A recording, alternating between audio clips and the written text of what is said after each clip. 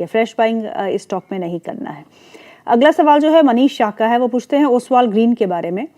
Oswal green take उनके पास है, 53 rupees के भाव पे उन्होंने खरीदा है, अब क्या करना है? देखिए, बगेरिया इंडस्ट्री ने सही खरीदा और सही बेचा, लेकिन पूरे प्रोसेस प्रॉफिट भी बना। पूरे प्रोसेस में एक गलती इनसे जरूर हुई होगी, अगर नहीं हुई है तो वापस से कमेंट करके बता दें। एक गलती इनने जरूर की होगी, क्वांटिटी रैंडमली जो मन में आई वो ली है, तो वो नहीं करना है, क्योंकि वो करेंगे तो लॉस वाले स्टॉक ज्यादा लंबे समय लॉस देंगे, प्रॉफिट वाले में आप छोटे छोटे में निकल जाएंगे, तो अल्टीमेटली आप नेट लॉस में होंगे। क्वांटिटी कैलकुलेटर यूज करना स्टार्ट कीजिए। अब आ जाए ओसवाल ग्रीन पे। मंथली चार्ट पे ब्रेकडाउन काइंड ऑफ स्ट्रक्चर दिख रहा है, नीचे में 30 रुपए 90 पैसे आ सकता है। बाकी गिरावट में इस बार वॉल्यूम एकदम ड्राइड अप है, तो I am not very sure कि आ ही जाएगा, बट कई बार स्टॉक अपने वजन से भी गिर जाते हैं, तो जब तक इसमें रिवर्सल नहीं बनता जो कि 42-42.50 के ऊपर है, तब तक आई वुड बिलीव कि ये 30-90 एक बार दिखा सकता है। ओके, रोहित जैन का सवाल है, वो पूछते हैं दो स्टॉक्स के बारे में। एक है बर्जर पेंट 556 के लेवल पे खरीदा है, और दूसरा है ब्लैक रोज 133 में खरीदा है। दोनों ही स्टॉक्स पे आपकी राय? ये ब्लैक रोज में तो कंप्लीट डाउन ट्रेंडिंग है फिलहाल, और रिवर्सल बना था मंथली चार्ट पे अक्टूबर कैंडल में, तो अक्टूबर का हाई अगर क्रॉस होता है 146 के आसपास, तो फिर एक रिवर्सल बन सकता है, तो वॉच लिस्ट में बनाए रखिए। पोर्टफोलियो में अभी जगह नहीं बनती है 146 के नीचे। बर्जर पेंट में प्रीएम्प्टिव ब्रेकआउट कैंडल बन रही है, ऊपर में 625 जा सकता है। 625 का ब्रेकआउट अगर लेता है तो फिर बहुत बेहतरीन बाई बनेगा, क्योंकि वहीं से गिरावट आना स्टार्ट हुई थी मंथली चार्ट पे। तब ये स्टॉक शायद आपको 800 दे दे, बट अगेन आप 6 महीने का या 5 महीने का परफॉर्मेंस देख लीजिए बर्जर पेंट या इंडिगो पेंट का, और आप सामने एशियन पेंट्स का देख लीजिए, बेहतरीन मूव चला है। लगभग 2200 रुपए के आसपास हमने रिकमेंड किया था, 2800-2900 रुपए का हाई बन गया है। धीरे धीरे ट्रेडर्स के सारे टारगेट हो गए, इन्वेस्टर्स के लिए अभी भी ऑल टाइम हाई प्लस 10% बचा हुआ है। तो बाई ऑन डिप्स, मैं बार बार बोलता हूँ, by on dips large cap में करना है, वो आपने किया नहीं। मिड कैप स्मॉल कैप में नहीं करना है, वो आप लोग करते रहते हैं। तो गलत चीज, मतलब गलत सेगमेंट में गलत स्ट्रैटेजी अपनाएंगे तो लॉस ही होगा। आदित्य का सवाल है, आदित्य नाहटा, उनका सवाल है पीसी ज्वेलर्स पे। उनकी खरीदी है 12 रुपए की, और ट्राइडेंट उन्होंने खरीदा है 32 रुपए में। आपसे जानना चाहते हैं दोनों ही स्टॉक्स पे क्या करें? देखिए, ट्राइडेंट तो फूफा जी जब तक पूरी डील नहीं कंप्लीट करते हैं, इन स्टॉक्स में कोई अपसाइड तो नहीं बनते हुए दिख रहा है, लेकिन अब डाउनसाइड इतनी ड्राई अप हो चुकी है कि यहाँ पे एग्जिट का तो कोई सवाल ही नहीं बनता है। ट्राइडेंट में 2977 निकले, तो एक फ्रेश बाइंग या किसी को लेना है, एक्स्ट्रा एवरेज करना है या जो भी करना है, 2977 के ऊपर कीजिए, फिर 33 और 39 दो टारगेट आपको मिल जाएंगे, बट ये ट्रेड डील के आसपास ही कुछ होगा, अभी कुछ होते हुए नहीं दिख रहा है। पीसी ज्वेलर में वेट कर रहा हूँ 1054 का, अगर ये आ जाता है तो मंथली चार्ट पे रीटेस्ट कंप्लीट हो जाएगा, फिर इसका टारगेट थोड़ा सा लंबा खुलेगा, 20 रुपए का इनिशियली पकड़िए, उससे ऊपर भी जा सकता है, बट 1054 के आसपास बुलिश एविडेंस मिलेगा तभी लॉन्ग प्ले करूंगा, नहीं तो नहीं करूंगा। ओके, राज पटेल का सवाल है, वो पूछते हैं गोकुल एग्रो के बारे में। वो कहते हैं कि 192 के ऊपर रिव्यू की सलाह दी थी अंशुल सर ने, तो अंशुल सर से आप पूछिएगा अब क्या करना है, सेल करें या बने रहे। 211.5 की बाइंग प्राइस है, तो 3 महीने का व्यू रखते हैं। अब आप क्या सलाह देंगे गोकुल एग्रो? अर्निंग्स का गैप आया है, उसी गैप का जो लो है ये आपके लिए सपोर्ट का काम करेगा। इसका लो है करीब 189 का, हाँ 189 का लो है, तो 185 के स्टॉप लॉस से होल्ड करे रहिए जब तक ये गैप बचा हुआ है, क्योंकि अर्निंग्स गैप अगर पॉजिटिव आता है तो 100 में से 60 स्टॉक में फॉलो थ्रू एक्शन आता है, तो अगर ये स्टॉप लॉस नहीं खाता है तो फिर 230-240 तक जा सकता है। 224 तो कम से कम पकड़ के चलिए कि आ ही जाएगा। ओके, सचिन कुमार कौशल जी का सवाल है, वो पूछते हैं एशियन पेंट्स पे। एशियन पेंट्स क्या बाय कर सकते हैं अब इस रेट पे? अभी तक क्यों नहीं किया, मेरा सवाल है। इतना आपको सस्ता मिल रहा था तो अभी तक क्यों नहीं किया? अब तो रिस्क रिवॉर्ड आपका खत्म हो गया। अगर पुल बैक भी करना स्टार्ट किया स्टॉक 10 डे मूविंग एवरेज तक, तो 2732 आ जाएगा, बट अगर इन्वेस्टर हैं, 1-2 साल टाइम दे सकते हैं, तो 2732 के आसपास बाई कर लीजिए, या अगर साइडवेज रहता है और 10 वीक मूविंग एवरेज कैचअप होता है तो भी बाई कर लीजिए। दोनों केस में आपको ऑल टाइम हाई प्लस 10% मिल जाएगा। ओके, संकेत का सवाल है। संकेत, अब संकेत सर्च इंजन लिखा हुआ है, वो नाम है या सर्च इंजन है, आई डोंट नो, पर उनका सवाल जो है वो आपके बहुत बड़े फैन है, पहले वो लिखते हैं, और उनका सवाल है जीएमडीसी और मोती सन्स के शेयर है, दोनों में बहुत लॉस हो रहा है, अब मुझे क्या करना है। जीएमडीसी एट 614, मोती सन्स के बारे में लिखा नहीं है। देखिए, मोती सन्स में आईपीओ के बाद अच्छी बाइंग आई थी, फ्लैग पैटर्न का ब्रेकआउट, और एक ही महीने में 77% रिटर्न भी दिया था फ्लैग पैटर्न से। तो मैं बार बार बोलता हूँ फ्लैग पैटर्न पढ़िए, डेली वीकली मंथली जहां भी बनता है तगड़ा पैसा बनता है। यहाँ सैटरडे हम लोग ने इन्वेस्टर मीट की थी बॉम्बे ऑफिस में, फ्लैग पैटर्न के ऊपर लगभग 1.5 घंटा मैंने प्रेजेंटेशन और एन नंबर ऑफ एग्जाम्पल्स दिए थे कि जितना पोल होता है फ्लैग के ब्रेकआउट के बाद उतनी ही मूव आती है। तो पोल पे ध्यान रखिए, ब्रेकआउट पे उतना मूव मिल सकता है। अब उसके बाद से करेक्टिव ट्रेंड में है, मे बी मंथली पे डबल बॉटम बना रहा है, लेकिन नेकलाइन 24 पे है, तो अभी तो एग्जिट करने की सलाह अब नहीं बची है। फिलहाल होल्ड करते रहिए कुछ समय और, 4 से 8 हफ्ता। अगर मोमेंटम नहीं आया तो एक बार डिस्कस कर सकते हैं वापस। जीएमडीसी अपने प्रीवियस मंथ लो 558.60 के नीचे है, अगर यहाँ से स्वीप मिलता है तो फिर स्टॉक में 700 रुपए की मूव बनेगी, लेकिन मंथली पे अगर क्लोज करता है इसके नीचे तो फिर थोड़ा सा प्रॉफिट बुकिंग गहराएगी 490 तक। दोनों केस में अभी कंसोलिडेशन में है और स्ट्रक्चर अपवर्ड है, तो मैं मान के चल रहा हूँ कि कंसोलिडेशन के बाद ऊपर ही की तरफ जाएगा। ओके, अंबर जी का सवाल है, वो पूछते हैं अदानी एनर्जी के बारे में, एक 980 की खरीद है, पूछते हैं प्रॉफिट हो रहा है, बुक करूं, शॉर्ट टर्म का व्यू रखते हैं।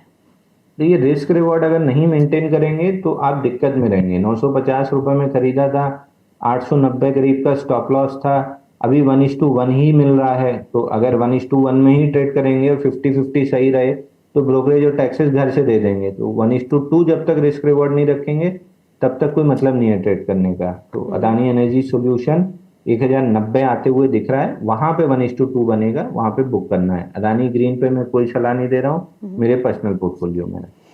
अगला सवाल है, नाम नहीं लिखा, जीआरएसई गार्डन रीच 2220 पे लिया था, 8000 का प्रॉफिट हो रहा है, बुक करूं या वेट। देखिए, 2873 के ऊपर क्लोजिंग दिया है फ्राइडे के सेशन में वॉल्यूम के साथ। जब तक फ्राइडे का लो प्रोटेक्टेड है विच इज एट 2741, जब तक ये प्रोटेक्टेड है आप लॉन्ग रह सकते हैं। तो अगर ये स्टॉप लॉस लगा सकें तो लॉन्ग रहिए, नहीं लगा सकें तो एक बार बुक करके एग्जिट कर लीजिए। राजीव का सवाल है, वो पूछते हैं एचडीएफसी बैंक के बारे में, एचडीएफसी बैंक में ज्यादा मोमेंटम देखने को नहीं मिल रहा, हिल ही नहीं रहा, तो क्या करना चाहिए। देखिए, हिलेगा नहीं, ये आपको पहले 6 महीने पहले से पता होना चाहिए था, क्योंकि स्टॉक स्प्लिट हुआ था, और इतना बड़े मार्केट कैप का स्टॉक जब स्प्लिट होता है तो 6 महीना तो उसको लिक्विडिटी एब्जॉर्ब करने में लग जाता है। 26 अगस्त को स्टॉक स्प्लिट आया था, तब से हम मल्टीपल चैनल पे डिस्कस कर रहे हैं कि रेंज बनी हुई है 1016 ऊपर में, 946 नीचे में। तो अभी रेंज का लोअर एंड नहीं टेस्ट कर पा रहा है, तो प्रोबेबिलिटी है कि और 3-4 महीना शायद कंसोलिडेट करे, उसके बाद ब्रेकआउट दे दे। तो फिलहाल, और दूसरी चीज, अगर आप ये बोल रहे हैं कि हिल ही नहीं रहा है, क्यों नहीं हिल रहा है, तो अगला मैं आपको बता दे रहा हूँ जो स्टॉक नहीं हिलेगा बैंकिंग स्पेस में, कोटक बैंक। इसकी बोर्ड बैठक है, अगर स्टॉक स्प्लिट होता है तो मान के चलिए फिर 6 महीने अटक जाएगा। हालांकि कोटक बैंक में 48 महीने हो चुके हैं कंसोलिडेट करते हुए, 2200 के ऊपर बड़ा ब्रेकआउट बनना चाहिए, 3000 तक का टारगेट, लेकिन स्टॉक स्प्लिट आने की वजह से लिक्विडिटी एब्जॉर्ब करने में उसको 4 से 6 महीने का समय लग जाएगा। बिल्कुल। अगला सवाल जो है, फिर से नाम नहीं लिखा, सेजिलिटी सिक्योरिटी पर आपका क्या नजरिया है। सेजिलिटी में टारगेट ऑल टाइम हाई का था, वो कंप्लीट हो गया, उसके बाद अभी स्ट्रक्चर अंडर डेवलपमेंट है। 48.69 जब तक बचा हुआ है तब तक पैटर्न डेवलपिंग है। फ्राइडे को 1.1 बिलियन वॉल्यूम का शेयर हुआ था, विच इज 2382% वॉल्यूम राइज, और इसके रिजल्ट भी अच्छे आए हैं सितंबर के, 114% ईपीएस ग्रोथ है, 25% सेल्स ग्रोथ है। तो मैं ये मान के चल रहा हूँ जब तक फ्राइडे का लो 47.66 है, 47.5 पकड़ लीजिए, जब तक ये प्रोटेक्टेड है, मे बी नेक्स्ट लेग में ये तुरंत आ जाए, हफ्ता 2 हफ्ते बाद आए, या और 2-3 हफ्ते ले ले, बट इवेंचुअली जब भी 56.4 के ऊपर डिसाइसिव क्लोजिंग आएगी, ये स्टॉक 70 रुपए के आसपास का टारगेट देना चाहिए। तो हमारी वॉच लिस्ट में है। हम जिस भी दिन ओपन लो के साथ और पहले 15 मिनट में वॉल्यूम खिंचा और हमने तुरंत बाई दिया, तो हमारी एक्टिव वॉच लिस्ट में काउंटर बना हुआ है। और 114% ईपीएस ग्रोथ से मेरे को याद आया कि आपको अपडेट देना भूल गया हूँ। बाकी जगह बता दिया था। एक स्टॉक है जिस पे बार बार सवाल आता है, जो हमने लॉन्ग टर्म भी रेकमेंड किया हुआ है, बढ़ भी गया है, एरिस इंफ्रा। इसका रिजल्ट आया है, पिछली बार आपको याद होगा टारगेट कंप्लीट किया था ट्रेडिंग करेक्ट। वाला 179 का। जी। उसके बाद से पुल बैक में डबल बॉटम बनी है 149 के आसपास। यहां से इन्वेस्ट करना है, ट्रेड नहीं करना है। 135 के स्टॉप लॉस से 155 पे 156 या बढ़ गया 159, यहां भी कर सकते हैं। स्टॉप लॉस 135 का रहेगा। एक 159% ईपीएस ग्रोथ है, 25-26% कुछ सेल्स ग्रोथ आई है। यहां से 179, 208 का जो ऑल टाइम हाई है वो, और 240, ये 3 टारगेट रहेंगे। वापस से यहाँ पे एक बार मैं क्वांटिटी कैलकुलेटर बता दे रहा हूं। चूंकि हम इन्वेस्ट कर रहे हैं, आपका 4%, 1 लाख पे 4% होता है 4000। 4000 डिवाइड बाई, सुबह 155 था तो 666 क्वांटिटी आ रही थी, अब 159 हो गया है।